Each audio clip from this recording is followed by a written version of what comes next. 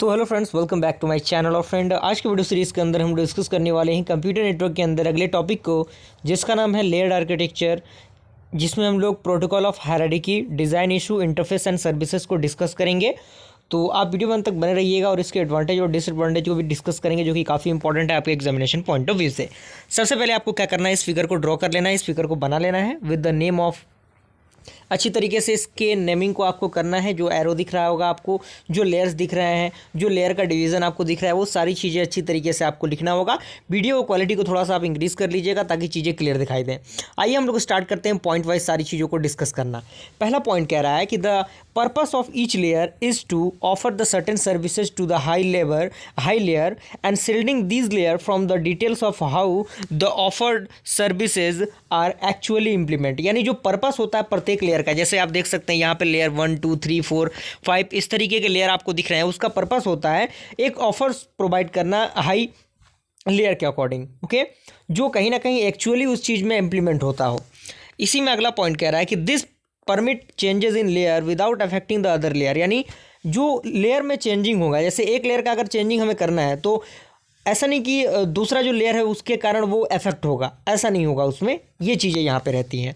अब हम बात करते हैं the basic element of layer model, यानी जो लेयर मॉडल होता है उसमें कौन कौन से बेसिक एलिमेंट्स होते हैं, जिसमें सबसे पहला आपका आता है सर्विस। तो सर्विस में पहला पॉइंट कह रहा है कि service is a set of action that a layer offer another higher layer. यानी सर्विस एक प्रकार का सेट ऑफ एक्शन होता है जो लेयर करता है, ऑफर्स करता है किसको, एक सर्टेन हायर लेयर को।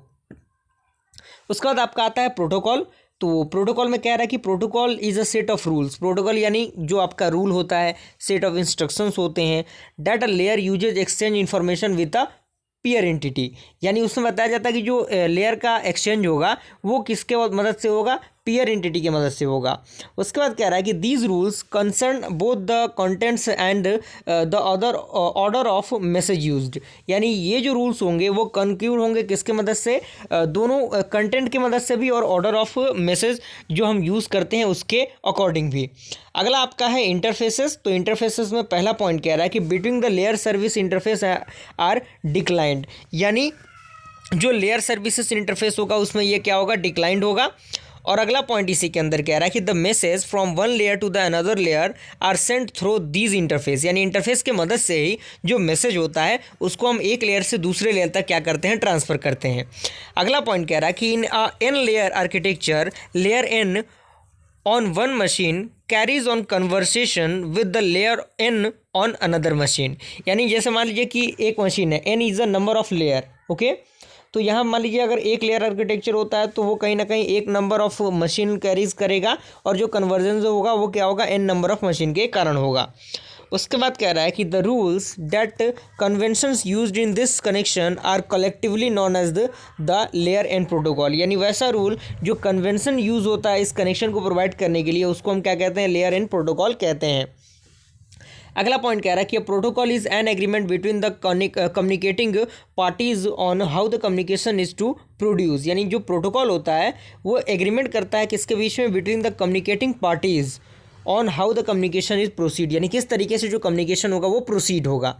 अब बारी आता है इसके एडवांटेज की, जो लेयर आर्किटेक्चर का एडवांटेज होता है। तो पहला पॉइंट इसमें कह रहा है कि this approach reduce the complexity of the design such that the unmanageable task are divided into the small and the manageable task. यानी ये जो अप्रोच होगा वो रिड्यूस करेगा कम्प्लेक्सिटी को। जैसे मान लीजिए कोई डिज़ाइन काफ़ी कॉम्प्लेक्स है तो उसके कम्प्लेक्सिटी को ये रिड्यूस करेगा, और जो अनमैनेजेबल चीज़ें हैं उनको मैनेज करने में थोड़ा सा मदद करेगा।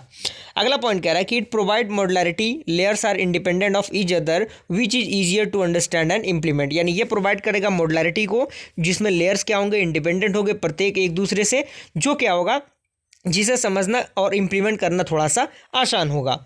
अगला कह रहा है कि it ensure that the independence of layer so that implementation in one layer can B change without affecting the another layer. यानी जैसे मान लीजिए कोई भी अगर हमें इम्प्लीमेंटेशन अप्लाई करना है तो एक लेयर से हम दूसरे लेयर में अप्लाई कर सकते हैं।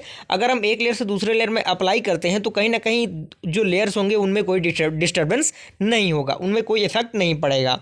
अगला पॉइंट कह रहा है कि each layer of the layer architecture can be analysed and tested individually. यानी प्रत्येक जो लेयर होगा, जो लेयर आर्किटेक्चर में होगा, उसको हम एनालाइज्ड और टेस्ट करेंगे बारी बारी से, यानी इंडिविजुअली, ओके। और इसी में कह रहा है कि lower layer can B change without affecting the upper layer, यानी जो लोअर लेयर का जो चेंजिंग पर्पस होता है वो बिना अफेक्ट किए होता है जो अपर लेयर होता है उनके। And upper layer can be reuse the functionality and provided by the lower layer. और इसके बाद इसका एडवांटेज डिसएडवांटेज आता है तो design issue from the layer. तो इसमें कह रहा है कि some form of addressing is needed in order to specify specific destinations. And second आपका है this should be rules for data transfer, यानी ये क्या होगा केवल डेटा ट्रांसफ़र के लिए ही यूज़ होता है, half duplicates and full duplicates transmission. And third आपका है एरर कंट्रोल। तो एरर कंट्रोल में यानी both end of the connections must agree on the error detecting and error correcting codes. और उसके बाद आपका आता है सीक्वेंसिंग एंड रिजम्बली, और उसके बाद आपका फ्लो कंट्रोल आता है, और 2-3 पॉइंट और भी हैं इसमें। तो मुझे पूरी उम्मीद है कि आपका जो लेयर आर्किटेक्चर है आपको क्लियर हुआ होगा। आप इसके नोट्स को अच्छी तरीके से बना लीजिएगा ताकि एग्जामिनेशन में आपके लिए बहुत ही हेल्पफुल होगा। ये मिलते हैं अगले वीडियो में, तब तक के लिए थैंक यू।